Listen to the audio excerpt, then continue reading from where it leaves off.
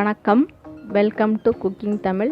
இன்றைக்கி நம்ம பார்க்க போகிற ஸ்நாக்ஸ் ஐட்டம் என்னென்னா முறுக்கு. அது எப்படி செய்கிறதுன்னு பார்க்கலாம்.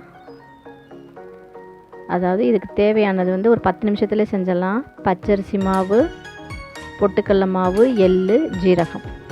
பச்சரிசி 1.5 கப்பு எடுத்துக்கிட்டிங்கன்னா 3/4 கப்பு பொட்டுக்கடலை மாவு எடுத்துக்கணும். அதுக்கு மேலே போட்டிங்கன்னா முறுக்கு ரொம்ப கல் மாதிரி ஆயிரும்.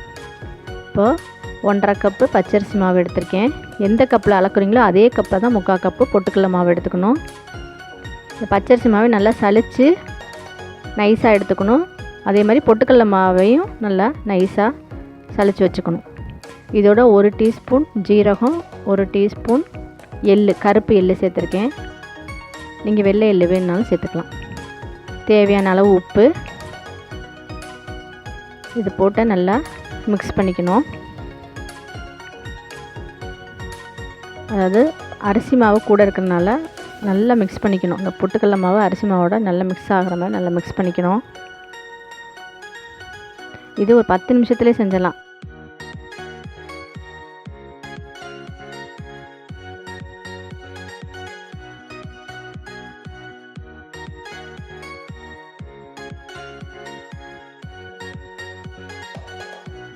இப்போ நல்ல சூடான எண்ணெய், 1 குழிக்கரண்டி, நம்ம குழம்பு கரண்டின்னு சொல்லுவோம்ல, அதில் 1 கரண்டி எடுத்து அதை சூடான எண்ணெயை அந்த மாவில் ஊற்றிக்கணும். ஊற்றிட்டு உடனே கையை வச்சிடக்கூடாது, ரொம்ப சூடாக இருக்கும். கொஞ்சம் நேரம் விட்டுட்டு சைட்லேருந்து எடுத்து அந்த மாவை போட்டு பிசையணும். இப்படி பிசைஞ்சிங்கன்னா முறுக்கு நல்லா சாஃப்டாக இருக்கும். இதில் எண்ணெய்க்கு பதிலாக நீங்கள் வெண்ணெய் கூட சேர்த்துக்கலாம், நல்லாயிருக்கும். இப்போது இதில் கொஞ்சம் கொஞ்சமாக தண்ணி தெளித்து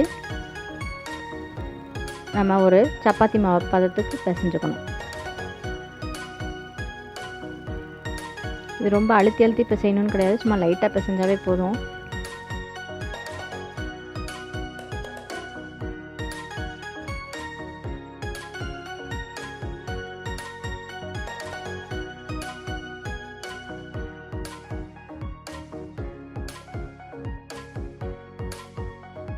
இப்போ பார்த்தீங்கன்னா மாவு ரெடி ஆயிடுச்சு.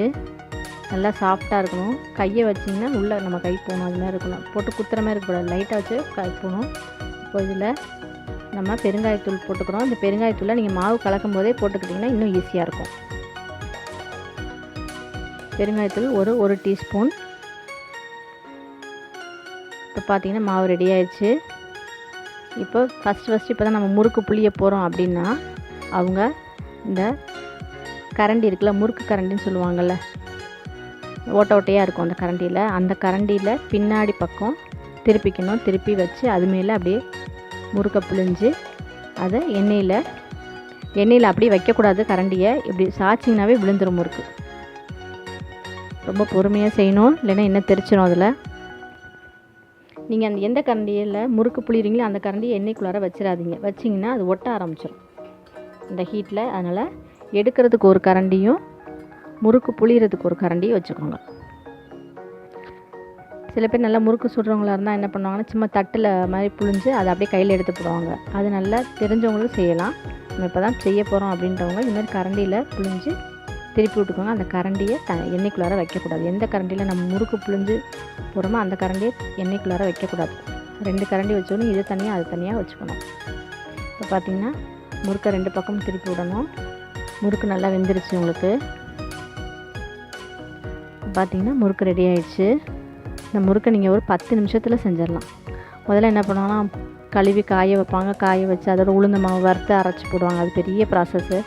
இது வந்து நம்ம ஒரு 10 நிமிஷத்தில் வீட்டில் அரிசி மாவு இருக்கும், பொட்டுக்கல்லையும் வச்சுருப்போம், அதை வச்சு டக்குன்னு நம்ம செஞ்சிடலாம். இப்போ இந்த அரிசி மாவு பொட்டுக்கல்லை மாவு கலந்த இந்த முறுக்கு உங்களுக்கு பிடிச்சிருந்ததுன்னா லைக் பண்ணுங்கள், ஷேர் பண்ணுங்கள், சப்ஸ்கிரைப் பண்ணுங்கள், கமெண்ட் பண்ணுங்கள். உங்கள் ஃப்ரெண்ட்ஸ் அண்ட் ரிலேட்டிவ்ஸ்க்கு எங்கள் சேனலை பற்றி சொல்லுங்கள். நன்றி, வணக்கம்.